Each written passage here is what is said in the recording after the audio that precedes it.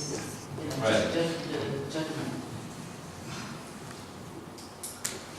Well, that's a very good question. I think it's more of a dispositive of sorts. I would say, in terms of further see, it's a sort of these kings that are basically almost appointed by the Abrahamites, like a strain of people going back to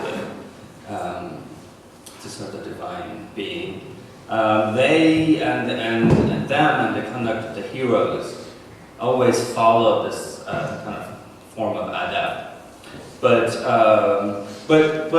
what I think is important is also is related to culture and conventions. So it's something that is not, if you, like for instance, I can make an example. There's this example where they say there was this sheikh who knew that the other guy had some kind of blister on his chest. So every time that he would see him, he would ask how he's doing, but he would never ask where this was, you know. So this is not something that you teach in certain ways. This is just a certain kind of a way of being that kind of like transmits itself, and it needs to. And in fact, I would say it's something that is easily it easily disappears, and it can easily be interrupted. Because, for instance, there's no need to sort of, you can say it's a waste of time. Like I can make a lot of examples that it's really about this way of doing it as a form of like patiently doing something rather than just doing it. I mean, for instance, if someone invites you to a dinner, you just don't take it for granted that you're going to show up at a certain time. And they have to send an envoy to you and make sure that you're coming to the dinner, you know? So you just don't show up because what do you know? They might have forgotten, you know? So there's like all this. Another question, because you said something interesting about discreteness. So you were sort of already pointing us in the direction of adab being slightly self-contradictory. Right. So two questions. What is adab not? What is it not? Because it seems to be almost everything good. Right. The second question, does adab apply equally to men and women? Because it seems to me to be a very masculine mind frame. Okay. Well, two things. One, in terms of the indiscreet discretion, I would say that it could almost verge in being indiscreet in a way that it becomes so vague and it becomes so complicated and so convoluted that almost meaning is never transmitted. And it also carries with it the danger of being so proud of your adab that you're actually acting against it, right? Right. I mean, I actually feel if you're too proud, then you're not following adab. Yeah. So that's one thing. And in terms of men and women, I disagree. I don't think it's masculine. In fact, a lot of sort of conventions of adab more or less will only be transmitted through motherhood in certain ways, because it's a practice that you learn through the household. And for instance, there are laws of adab, anything from how you cook, to how you change your bed sheets, to how you have sex or like go to the battlefield. I mean, it covers all of these. And I think to your point that what adab does not cover, there's nothing that adab wouldn't cover. Because it's about how you do things. It's not about that how you, you can check your email, in a certain way or not. But doesn't it also, what it doesn't cover is everybody who's not Persian, right? Because only people who are part of this culture can claim adab. It's a bit like the welfare state in that sense, It gives everything to those who are on the inside and nothing to those who are on the outside. Exactly. I would definitely, again, disagree with that, because in a way, what we can see right now is that how, good thing that we're in an other-institutionality context, and I would say that I think the Western world has imposed its way of doing more or less everywhere, and in fact, I would say adab would not even stand in contradiction with that. It would be more of like how we behave in certain ways, and I feel maybe to your point, it's not something we teach, but I would say that purging doesn't even exist anymore in a way that it existed back then. So some of these concepts could be recovered. I don't even think that people in Iran practice adapt in that way anymore. I mean, obviously they don't, you know. I mean, if they did, it would have been a little different. So. Can I ask a follow-up question? This is such a culturally specific notion. Would it be possible to apply adapt? You were talking about being interested in applying it to contemporary art practices or maybe your own work. What about adapt in future Trumpistan? Can we apply adapt in America? Is it, and how would you do it?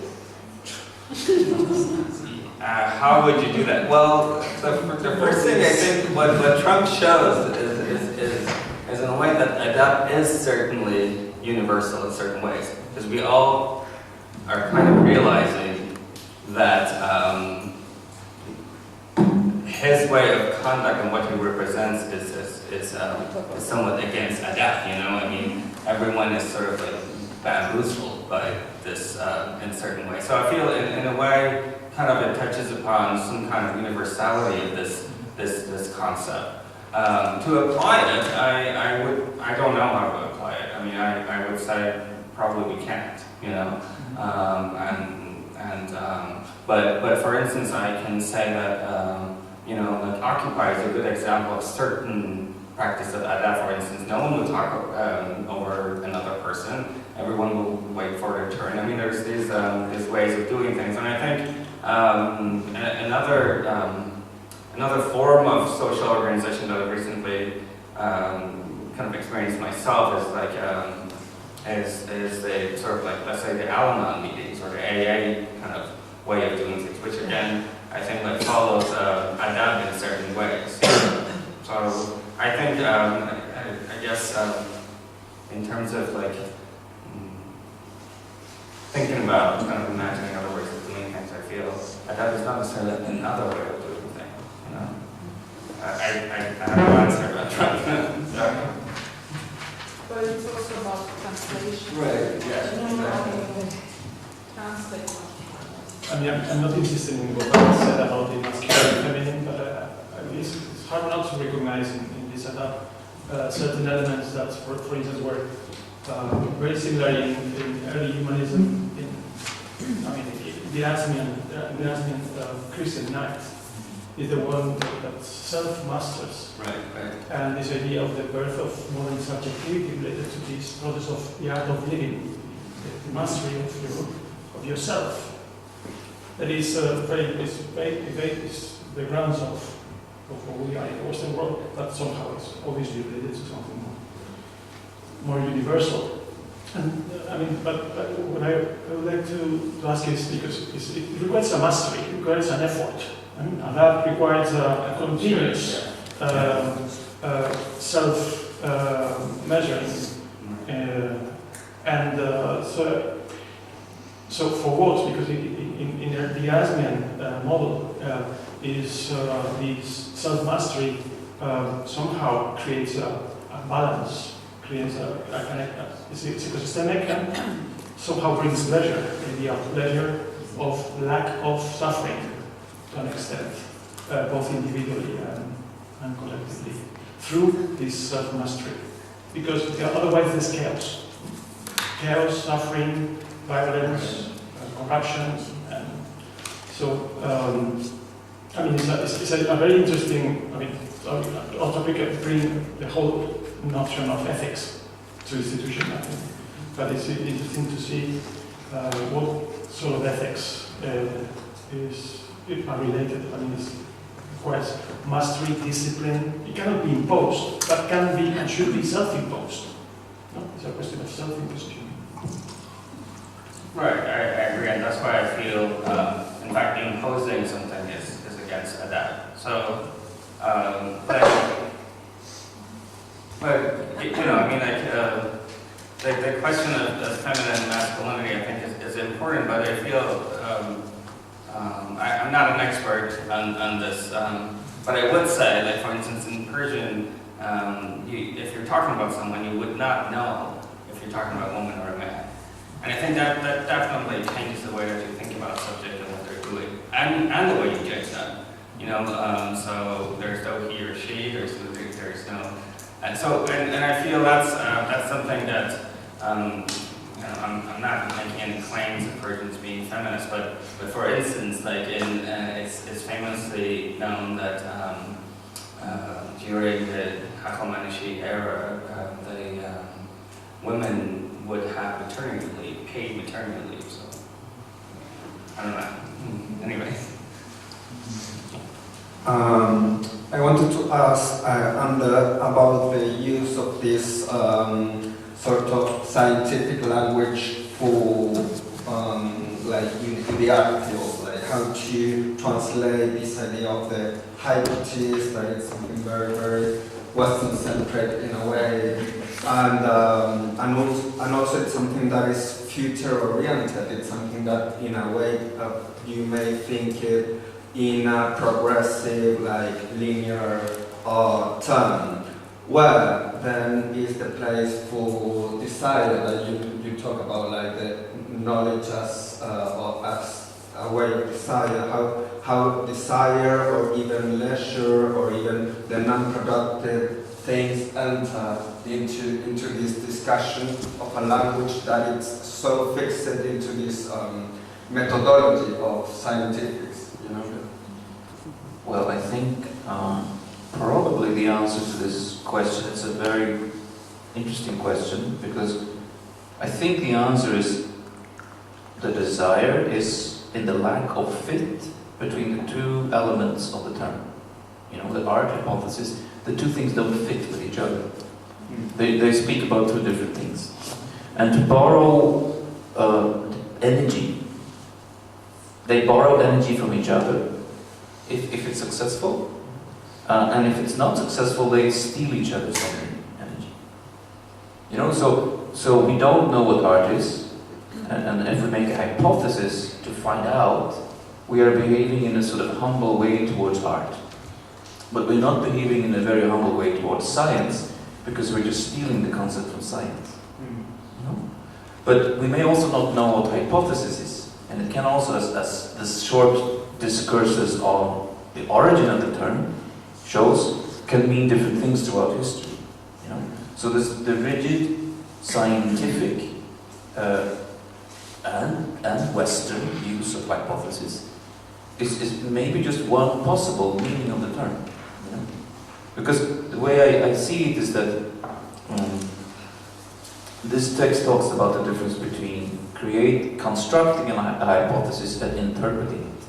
That's one important difference, and they are not very clearly separated. But there's another difference that may be even more important to what we are thinking about, and that is the difference between hypothesizing, which is basically trying to find the most efficient way to extract knowledge from life. You know, we're just trying to find a method that makes it possible to do so as efficiently as possible, on the one hand, and on the other hand, if you like, dressing the results and the practice of hypothesizing in sensuous language. You know, the really good thinkers, to my mind, are those who are very good at finding images through language for their thought, and Henri Bergson is my favorite because of this. You know? Like his thought, hypothesizing, and the images he clads them in really bridge the gap, if you like, between art and science.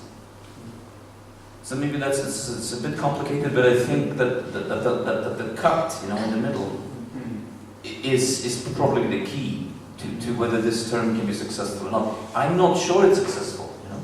It's a hypothesis. I'm not sure it's a good term, and that's basically the discussion that I'm having with Bart. What does this actually mean, and what do we mean by it? So this is just an attempt. That's my question. Sorry, Katie. Anders, I think it's an art institution hypothesis, not an art hypothesis, and that's what I want to ask, because I don't think you're hypothesizing about what art is. If you are hypothesizing about art, then it's an attempt to save art, perhaps, that you're trying to engage in. Like save the capacity of art to do something you wanted to do. Because it's under threat. You describe quite clearly a threat which is coming from either the sort of master narrative museums or from the leisure economy museums. So both of those seem to put art, if we're talking about art, on the art institution, and I'm not clear on that, yeah? So my question is it the art institution hypothesis or the art hypothesis? The consequence of my thinking and then spinning a little bit is that actually if you want an art hypothesis, the intention is to try and save art for something, for some reason that we can imagine that isn't clear, but you're trying to save it with this idea. If you're trying to save it, it seems to me, or a question I would have, a thought game or whatever thought process I would have, is that actually art is being threatened much more by those of us in this room who are contextualizing, politicizing, socializing, misusing, perhaps mistreating art, than by those master narrative or leisure economy institutions who seem to me to preserve a Western notion of art as an autonomous object which can, in its own and without any contextual effort, beyond the contextual efforts that they refuse to acknowledge, like the white cube and the market and blah, blah, blah, can speak to a community. So it feels like weird that this is part of I was thinking about where Bart's position is. Yeah? So I'm also reading something more into it than I know some of the backstory. Yeah? But it seems to me that this attempt to save art is being threatened by the art institutions that you're not naming here. So if it's an art institution hypothesis, then it becomes interesting for me because that might be a way of transforming the understanding that we have of art. But if it's an art hypothesis, then it seems to be misdirecting its critique. Can I just add one thing to that? Because I was kind of going off from the same angle, because I was wondering if it was actually that you were interested in creating the museum of art hypothesis. Because it's like that's the third way of kind of, because that was what was confusing to me. Maybe you're talking about the fact that the institution needs to become the place that has this modality. So I'll add that onto. I don't know. It's my frank answer because it's really in flux. I think it's interesting that you read this desire to save art into this whole concept that I was trying to present. Yeah, as I say, it's a little bit more than just you presenting. Yeah, I'm the front man here. I know that. I don't know. But I think it is here a little bit. It is, but it's not exclusively this, I think. I think it's also simply opening up to the possibility that art can be things we don't know yet, you know, or will never know. And to keep that openness and open-endedness alive, you know, while of course the institution is being squeezed from several quarters, right? It's being squeezed from politics, but it's also being squeezed from the market. And Belgium is a bit specific, and I cut that out of my spoken presentation. It's in the text, but it speaks about, you know, the specifically Belgian situation of the collectors community. So I don't know if it's exclusively about saving art. I also don't know if it's exclusively about the institution. Obviously, the term was invented in an institutional framework. It's invented, you know, to be an operational term for us as an institution, as a museum. So you're also right about that. But what's your hypothesis about art? Well, that's the thing. That's my problem with this term. My problem with this term is that it's precisely this thing that the hypothesis should be about something you don't know in order to be a good hypothesis. But on the other hand, it shouldn't be too vague because then no one knows what you're talking about. And that is the problem that I'm having with this term, and that's why why I thought it could be interesting just to talk it through and think it through together. Because if art is just openness and possibility, you know, for action, for ethics, you know, for futures, perhaps, then maybe we don't even need to say that. And this is again, you know, I'm a little bit stuck in Roberto Hugo, and I'm moving away from him, perhaps by necessity. But he says, you know, everything is art, but perhaps we shouldn't say so, because then it's not true anymore if it's say it. Like if there's kind of secret also involved. And I think what the art hypothesis tries to do is to sort of keep the secret alive, but that's very problematic when it tries to become a term. You know.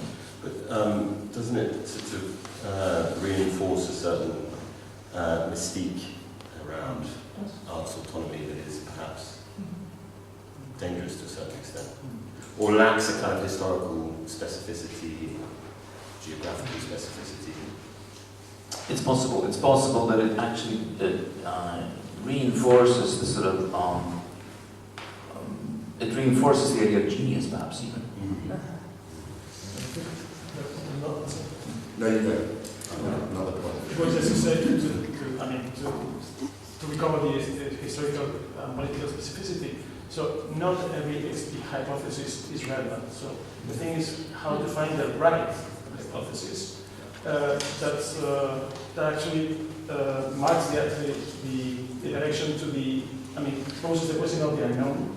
But the right hypothesis is not only the one according to the notion of autonomy that keeps the unknown always open, but is the one that, let's say, somehow leads us to knowledge, but obviously not a knowledge as according to the scientific hypothesis that goes from the unknown always to the known. You know? But it's the different. That's the big question of artistic research. We do research, but it's not. In order to do research, we need a right hypothesis because otherwise it doesn't go anywhere.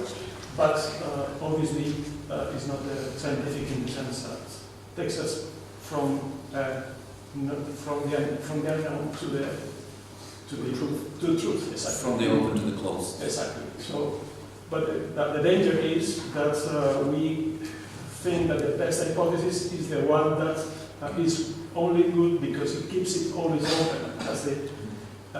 Is not good enough. It has to be the right hypothesis, the one that marks the question of knowledge. And that's the desire for knowledge. No? That's it. Yeah, that's why I personally prefer to speak about knowledge as a desire. You know, but philosophy is also like a love of wisdom, right? So it's but there are pitfalls, you know, in everything that in all these in everything that doesn't fit, you know, like these two things don't fit. It opens up a new space, but it could also be a chasm into which you just fall, you know, because it actually doesn't propel you towards understanding, and understanding is always my preferred alternative to knowledge, you know, because understanding is more human. Yeah, it's Thomas Aquino also, you know, and it relates to grace.